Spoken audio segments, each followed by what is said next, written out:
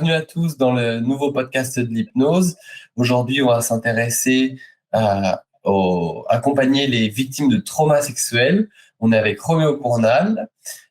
Donc, pour rappel, le podcast d'hypnose, c'est un podcast qui va s'intéresser aux formes de thérapie et aux formes de troubles et comment interagir entre les thérapies, la psychologie, l'hypnose et toutes les solutions qu'on a à notre disposition pour dans le cadre, faire intervenir dans le cadre de la thérapie.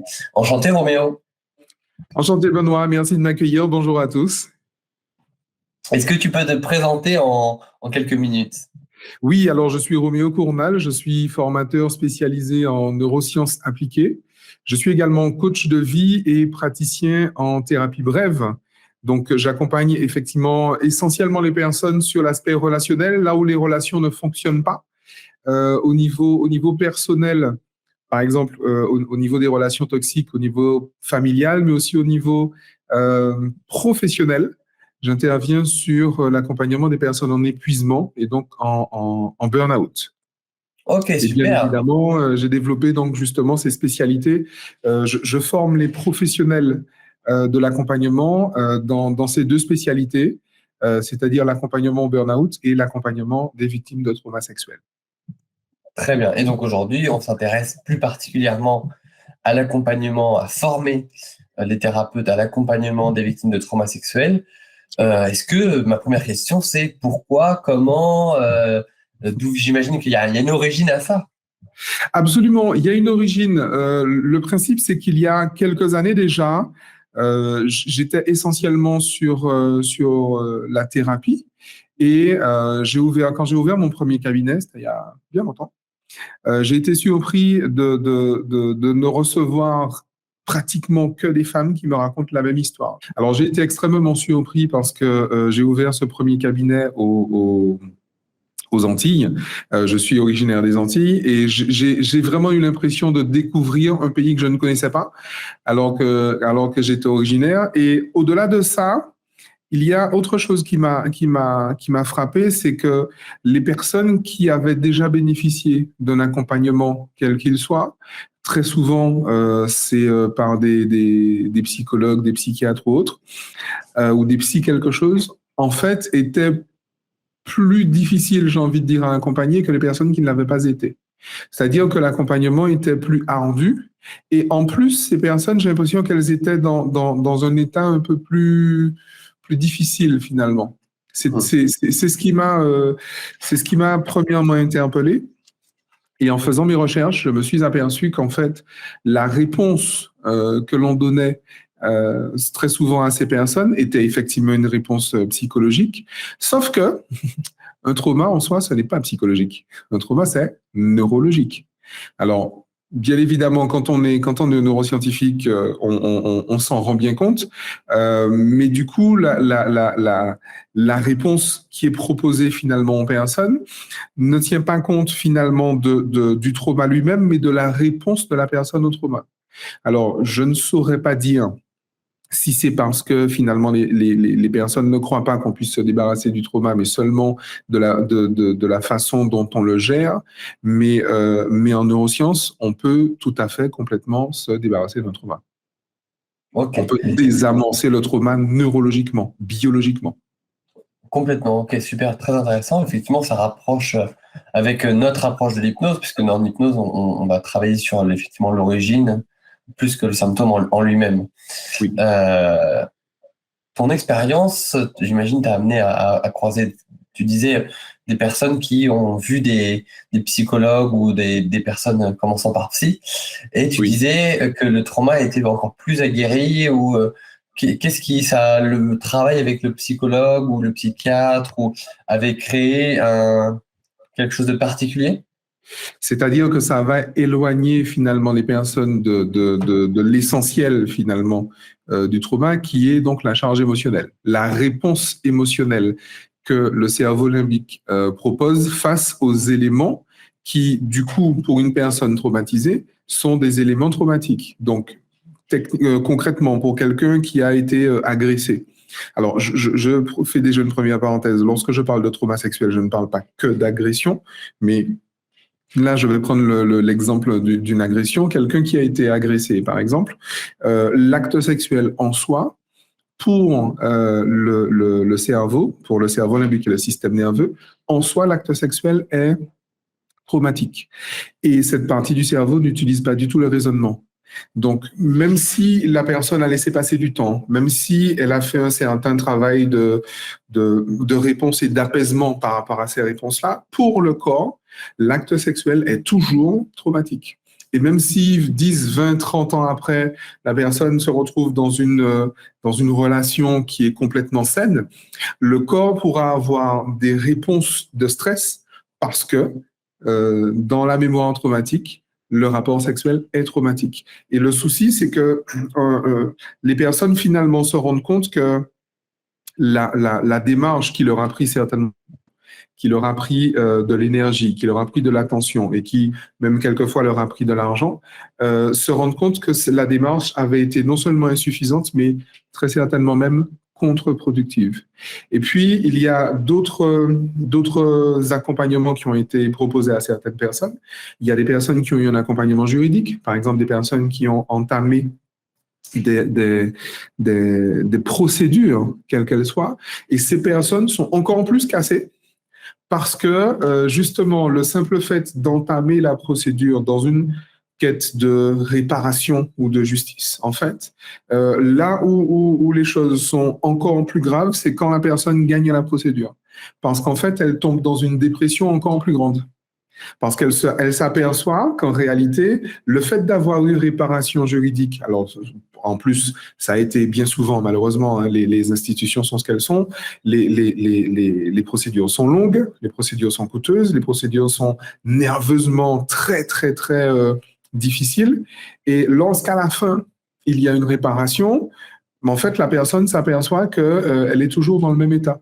Et en fait, elle tombe très souvent dans une dépression assez profonde qu'il faut justement accompagner, puisque finalement, c'est quelque chose qui s'est surrajouté au trauma déjà initial. Oui, c'est une attente de réparation et qui ne vient pas. Et surtout que parfois, j'imagine que tu dois rencontrer des personnes qui commencent des démarches, se rendent compte que l'appareil administratif est ce qu'il est, oui, et recréer un trauma ou créer une désattente en voyant qu'en fait, personne n'est là pour les aider à la hauteur de ce qu'elles espéraient.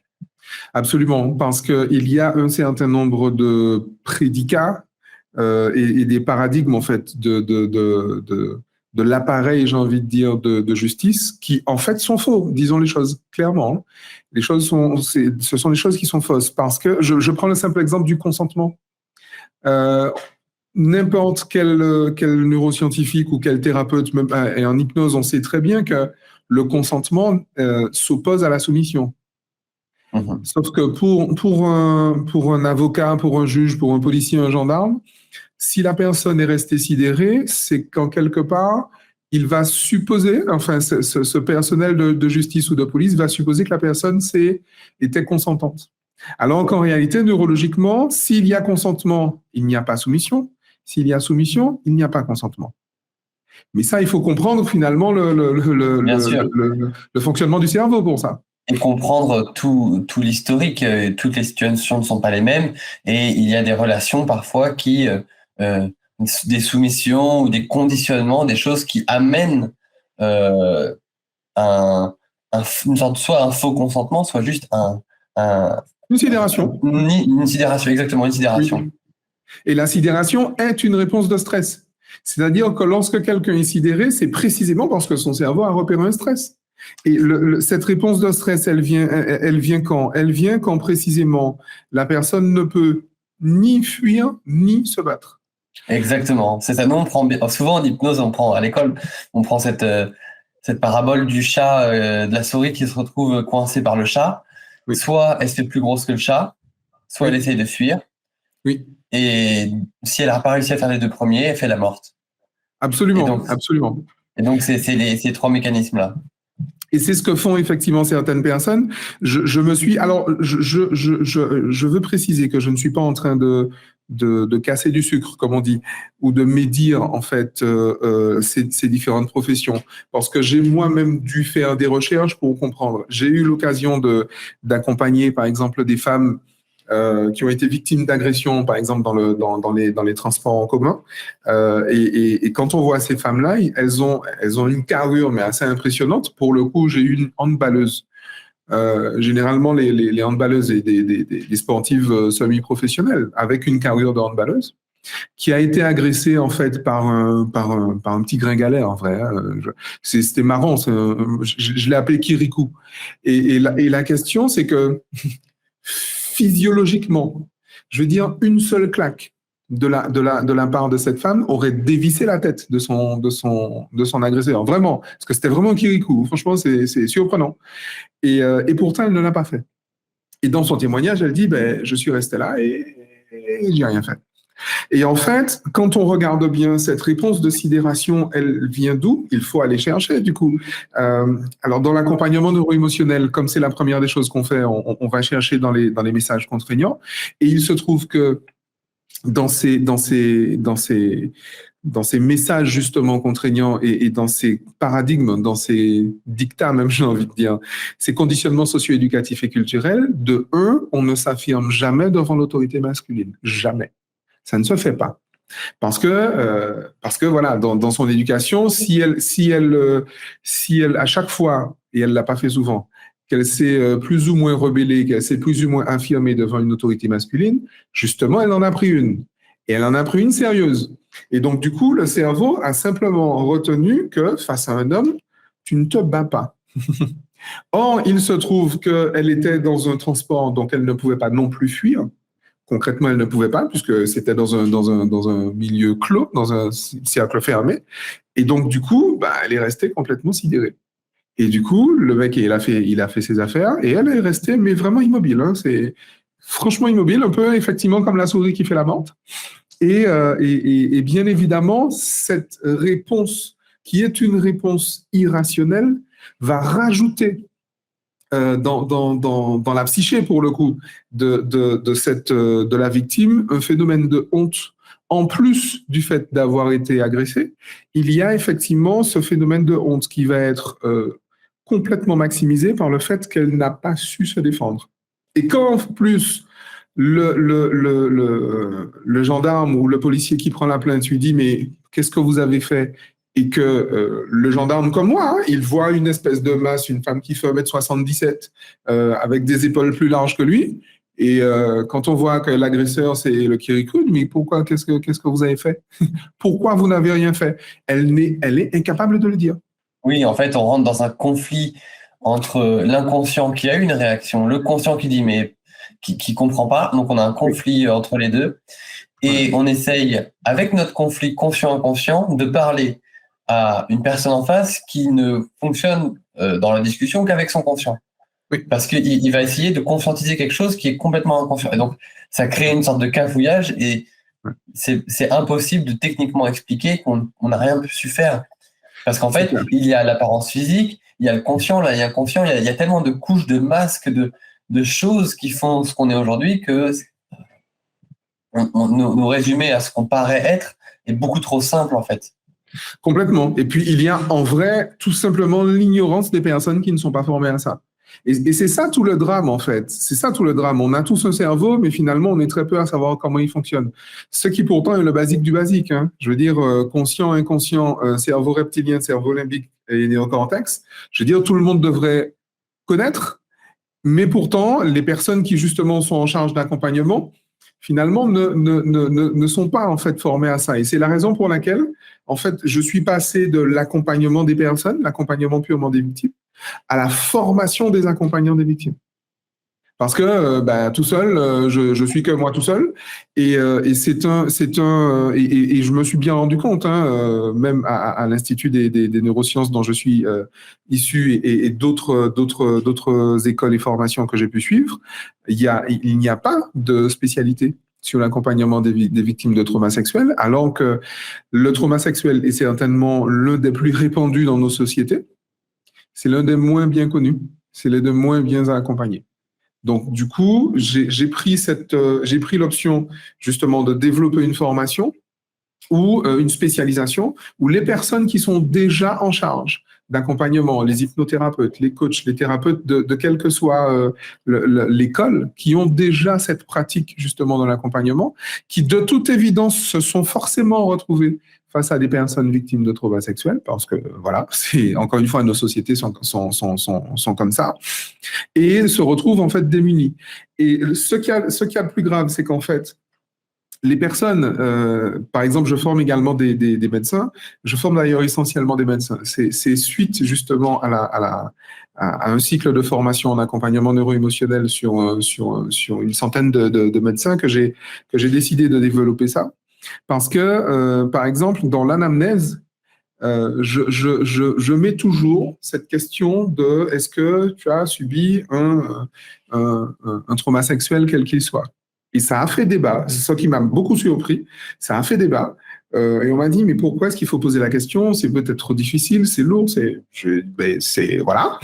Et du coup, l'expérience a montré que j'ai demandé justement à mes étudiants de poser systématiquement la question. Surtout que ce sont des personnes qui sont des médecins de famille, des médecins traitants. Donc, il y a un rapport de confiance en fait avec les patients. Et il se trouve que 80% des personnes ont répondu oui.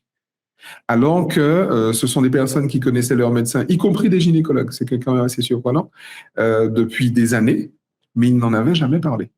Est-ce qu'on n'aura pas donné l'opportunité finalement d'en parler? Absolument, on ne leur a pas donné l'opportunité et il y a encore ce phénomène de honte qui vient mettre une grosse chape de plomb sur la chose. Et ce qu'il y a de particulier, alors je l'ai vu surtout chez mes étudiants qui sont gynécologues et sexologues, c'est qu'il y a un grand nombre finalement de pathologies qui finalement avaient trouvé leur source dans cette agression sexuelle ou dans ce trauma sexuel, qui se sont résorbés, mais dans les mois d'après. Et je ne parle pas forcément de troubles de la fonction érectile ou de vaginisme. Je parle de choses qui sont même peut-être un peu plus subtiles, ou même encore des cas de cancer du sein, des cancers colorectaux, etc.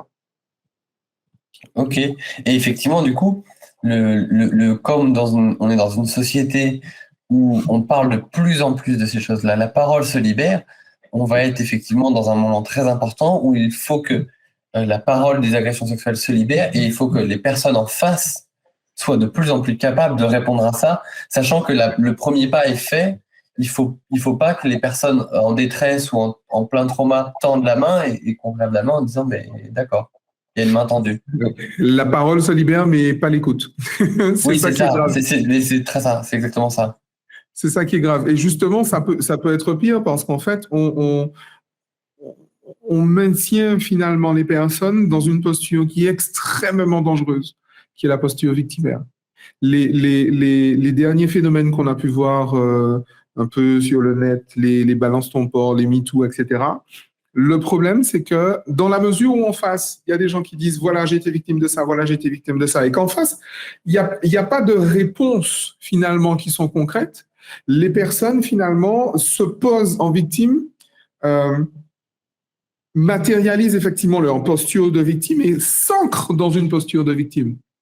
Et lorsqu'on s'ancre dans une posture de victime, on n'a aucune chance d'arriver demain à la croissance post-traumatique. En s'ancrant dans la posture de victime, on va renforcer son cycle traumatique avec les perturbations dans le corps, l'hypervigilance, l'aliénation et le sentiment d'impuissance. On va renforcer ça et finalement, on fait des gens qui sont de plus en plus aigris.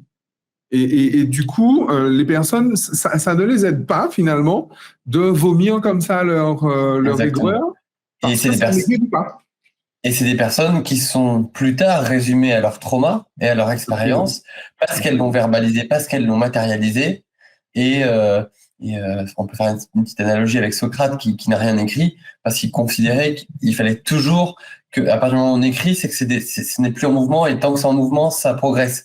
Et si ces victimes se mettent à écrire et à être stigmatisées en fonction de leur trauma, elles pourront jamais bien faire leur deuil, comme tu disais, puisqu'effectivement, elles seront toujours ramenées à ce qu'elles ont matérialisé plus tôt. Absolument. Et donc, elles renforcent leur conflit neuro-émotionnel. Et ce conflit neuro-émotionnel, justement, qui à la base empêche la libération émotionnelle qui aurait désamorcé le trauma, va renforcer encore la posture victimaire, qui va renforcer le conflit neuro-émotionnel. Et là, on est enfermé dans une boucle. Et tant qu'on ne désamorce pas le conflit, il n'y a aucune chance, hein, mais biologiquement, il n'y a aucune chance de se libérer d'un trauma tant qu'on n'a pas déjà désamorcé le conflit neuro-émotionnel qui empêche la libération émotionnelle, qui est d'ailleurs la définition même du trauma. Un trauma, c'est bien la répression de tout ou partie de la charge émotionnelle de l'expérience. Le trauma n'est pas l'événement en lui-même. Le trauma n'est même pas l'expérience. Le trauma, c'est la répression de la charge émotionnelle. Parce que un homme ou une femme qui a été agressé, par exemple dans son enfance, victime d'inceste ou de je ne sais quoi, en fait, en vrai, ce qui fait que cette expérience est traumatique, c'est parce qu'elle ressent un certain nombre de choses jusqu'à présent. Donc, on a beau libérer la parole, ça ne veut pas forcément dire qu'on libère l'émotion. Surtout qu'il y a une émotion dont j'ai beaucoup parlé depuis tout à l'heure, mais qui est extrêmement, extrêmement difficile à extérioriser, c'est la honte. Oui. C'est la honte, en vrai. Et pour le coup, c'est une étape, mais vraiment, c'est une étape absolument, absolument fondamentale. On ne fait pas l'économie de l'extériorisation de la honte. Et pour ressentir la honte, mais il faut revenir justement dans ce ressenti. Il faut recréer en fait cette neurochimie que l'on veut à tout prix justement réprimer. Et après, une fois qu'on a retrouvé qu'on a repris contact avec cette charge émotionnelle, à partir de ce moment-là, on peut l'extérioriser. Extérioriser une charge émotionnelle, c'est vraiment pas très compliqué. Hein. Mais encore faut-il, le plus compliqué, c'est de retourner en contact avec la fameuse charge. Et c'est là où justement l'hypnose est intéressante parce que en état de conscience modifié, le cerveau peut beaucoup plus facilement gérer des charges émotionnelles importantes, tant en intensité qu'en désagrément, j'ai envie de dire. Et c'est pour ça que j'utilise toujours justement ces états de conscience modifiée pour en arriver alors non pas la résilience, mais mieux encore l'antifragilité. L'antifragilité, le principe, c'est que c'est ce qu'on appelle la croissance post-traumatique. C'est-à-dire qu'après un trauma, si on libère, si les choses sont bien gérées, on ne va pas tomber en traumatisme, on va au contraire monter dans une croissance post-traumatique. Donc la personne se sera renforcée suite à ce trauma. Sinon, elle va tomber dans un cycle traumatique, donc elle va développer un traumatisme. Et pour sortir du traumatisme, il faut donc désamorcer le conflit neuro-émotionnel pour après retrouver cette croissance post-traumatique. Ce qui est important en fait de dire aux personnes et que les thérapeutes comprennent bien, les professionnels de l'accompagnement comprennent bien, un trauma, si la personne se retrouve face à un praticien, c'est que le trauma n'a pas dépassé la zone d'adaptation de la victime. Pour une raison bien simple, c'est qu'elle est vivante. Lorsque la zone d'adaptation est dépassée en neurosciences, il y a mort clinique. Donc, ça veut dire que ce trauma, cette volatilité, ce choc n'a pas brisé justement le système nerveux. En tout cas, pas à l'extrême. Donc, il est encore réparable. Et il se trouve que, en fait, pour sortir de ça, la victime va devoir développer des ressources qui vont justement la renforcer. Et elle ne pourra... Oui. Vas-y, je disais, au-delà d'être réparable, la personne est consciente de sa réparabilité puisqu'elle est en démarche thérapeutique. Donc, on n'est pas en plus face à des personnes qui sont enfermées dans leur trauma sans avoir passé cette zone d'irréparabilité, mais on est des personnes avec un trauma, conscientes du trauma et avec l'envie de sortir de cette zone-là. Donc, on est face à des personnes vraiment qui nous facilitent beaucoup le travail. Complètement, puisqu'effectivement, il y a cette volonté et l'entame déjà de cette démarche de guérison. Et l'opportunité, j'ai envie de dire, c'est que ces ressources-là, pour que la personne puisse les intégrer, il faut effectivement entrer dans cette démarche d'antifragilité, d'entrer dans cette résilience-là, Mais encore une fois, le terme résilience est impropre, parce qu'il ne s'agit pas justement de reprendre la forme d'avant, il s'agit de prendre une forme supérieure. C'est ça le principe de l'antifragilité, de l'hormèse, si tu veux. Et ça, c'est extrêmement important parce qu'on ne pourra pas jouir des ressources qu'on a dû développer pour dépasser le trauma si on n'a pas justement modifié la charge émotionnelle que l'on a sur le trauma, sur le dit trauma. D'accord? Alors, je ne sais pas si c'est bien clair, mais je vais prendre une analogie. Imagine quelqu'un qui se retrouve en prison pour X raisons. Donc, pendant ces années en prison, cette personne, elle va occuper son temps, en fait, à faire du sport. On va dire ça. Et en fait, elle va développer une musculature, elle va développer une carrure, elle va développer des ressources physiques qui sont justement bien supérieures à celles qu'elle aurait eues si elle n'était pas en prison. À sa sortie de prison, le souci, c'est que ces nouvelles ressources qu'elle aura développées, pour peu qu'elle ait mal vécu son séjour, la mobilisation de ces ressources pour le système limbique sera associée à une charge émotionnelle désagréable. Et donc, du coup, elle aura tendance à ne pas, justement, mobiliser ces ressources. Mais si il y a justement cette démarche d'antifragilité où on a modifié la charge émotionnelle sur la période qui a entraîné justement le développement de ces ressources-là. Dans certains milieux, on parle de pardon, mais on va employer, je préfère le terme, on va employer en tout cas le terme d'antifragilité ou de dépassement. Justement, la personne pourra jouir des ressources qu'elle a développées, parce que le développement de ces ressources, et donc ces ressources-là elles-mêmes, ne sont pas affectées d'une émotion désagréable par le système nerveux, mais au contraire d'une émotion agréable. Donc elle aura encore plus envie, non seulement d'en jouir, mais en plus de développer ces nouvelles ressources. On détache le trauma de l'émotion, en quelque sorte. Et du coup, en fait, ça, c'est complètement applicable à beaucoup de choses, la prise de poids, à tout ça. Absolument, absolument. C'est pour ça qu'en accompagnement neuro-émotionnel, l'accompagnement des victimes de trauma sexuel ne s'arrête pas, n'est pas terminé tant que la personne n'a pas retrouvé une sexualité épanouie. Et ça ne trompe pas, parce que la biologie ne trompe pas, le corps ne ment pas. Hein. Si la personne qui a été victime, je ne sais pas, d'agression, de viol, d'inceste, de tout ce que tu veux, on arrive à avoir une sexualité épanouie, ça veut bien dire que son système nerveux ne repère plus l'acte sexuel comme étant traumatique, mais au contraire, a dépassé donc le trauma et à développer, permet à cette personne de développer une sexualité épanouie. Et ça va agir dans tous les domaines de sa vie, au niveau social, au niveau personnel, et on l'a bien compris, au niveau intime, mais même dans son intégration, finalement, dans son intégration sociale et dans le développement de certaines de ses capacités, y compris professionnelles. On va avoir effectivement une vie qui sera bien meilleure et une personne qui sera bien plus forte, j'ai envie de dire, dans toutes les acceptions du terme, qui sera bien plus forte après cette antifragilité-là qu'avant le trauma. Donc, il ne s'agit pas de retrouver sa forme d'avant, il ne s'agit pas de retrouver un état qui précède le trauma, il s'agit de s'appuyer justement sur ce trauma et sur la guérison du trauma pour grandir, pour s'améliorer.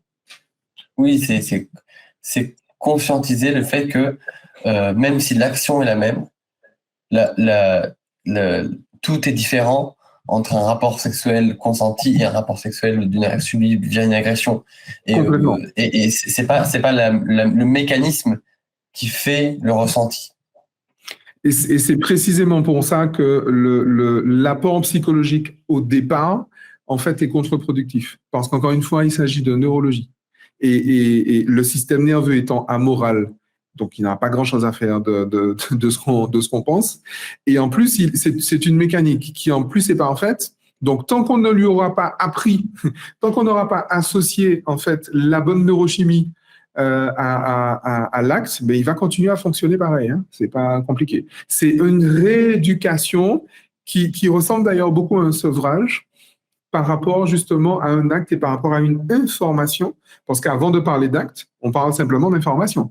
En vrai, le simple fait de s'imaginer un acte sexuel pour quelqu'un qui est traumatisé, il a déjà la réponse de stress. avant même qu'il y ait l'acte. Donc, pour sortir justement de ça, il faut réapprendre au corps la charge émotionnelle, donc la neurochimie, puisque l'émotion, c'est une question de neurochimie, qui correspond, que l'on veut attribuer en fait à cet acte. Et ce qui est en plus facilement compréhensible, parce qu'on l'applique, cette rééducation pour notre corps. Si par exemple, je me casse les ligaments croisés, etc., je vais avoir du temps de réapprendre les mouvements, tester mes limites, comprendre mon corps. Et en fait, à la fin, si la rééducation s'est bien passée, je pourrais faire les mêmes actions qui m'ont mené à ce que je me casse aujourd'hui. Mais c'est juste que le procédé pour en arriver là va faire que je vais tester, je vais y aller petit à petit. Enfin, je vais vraiment me rééduquer, en fait, tout simplement. Et donc, si on le fait avec le corps, il faut aussi le faire avec le mental. Et avec le conscient, l'inconscient, avec notre être. Avec le système nerveux tout entier. Et ce qu'il y a de particulier, c'est qu'en plus, après cette rééducation, je pourrais même être meilleur dans l'exercice, en fait, dans la pratique qui a fait que je me suis cassé la jambe, par exemple, que je me suis déchiré un ligament. Je pourrais être meilleur parce que j'ai l'expérience de cette chute. Donc, je pourrais ne pas la refaire. Oui, parce que je sais comment je suis tombé et je sais pourquoi je suis tombé. Et donc, je sais que la prochaine fois, par exemple, si je tombe en vélo, je sais que quand j'ai bougé le volant au moment où il y avait le virage, ça m'a amené à tomber. Donc, je sais comment ne plus bouger le volant la prochaine fois pour ne pas. Donc, même en amont, on va être capable avant que l'événement se passe, déconstruire tout ce qui peut amener, parce qu'en fait, finalement, c'est qu'une succession de petites choses qui arrivent à l'accident. Absolument, absolument. Et lorsque le corps a cette mémoire-là, elle n'est plus traumatique, elle est simplement expérientielle. Voilà, exactement. En neurosciences, on dit que le trauma sans le souvenir, sans l'émotion, s'appelle la sagesse. Ah, c'est une très belle phrase. C'est une phrase de l'un de mes formateurs, le docteur Joe Dispenza. Eh ben, c'est super. Du coup, on va se laisser sur ça. On va quand même dire que donc toi, tu vas proposer une formation à l'École centrale d'hypnose qui a lieu le 29 et le 30 octobre de cette année à Paris, sur 2 jours, et ça portera un peu sur tout ce dont on a parlé, mais en plus développé sur comment, en tant que thérapeute, apprendre à accompagner les victimes de traumatisme sexuel. Absolument, et faire en sorte que ces personnes aient une vie sexuelle bien plus épanouie qu'avant le trauma. Donc, on parle de récupérer des personnes avec un trauma et des émotions et les rééduquer jusqu'au bout du travail thérapeutique. Complètement. L'expérience de vie. Je dis toujours, je suis coach de vie. Ce qui m'intéresse, ce sont les expériences de vie. Et donc, du coup, les personnes que j'accompagne ont des expériences de vie meilleures qu'avant que je les accompagne. C'est ça l'objectif. Super. On se retrouve du coup le 29 et le 30 octobre. Toutes les informations sur le site de l'École centrale d'hypnose. Oui. Évidemment, dans la description, vous pourrez trouver toutes les informations sur Roméo, son site internet et toutes ses actualités. Et puis, moi, je vous dis à très bientôt pour un nouveau podcast de l'hypnose. Merci à tous. Bonne journée. Merci Benoît. À bientôt. Au revoir.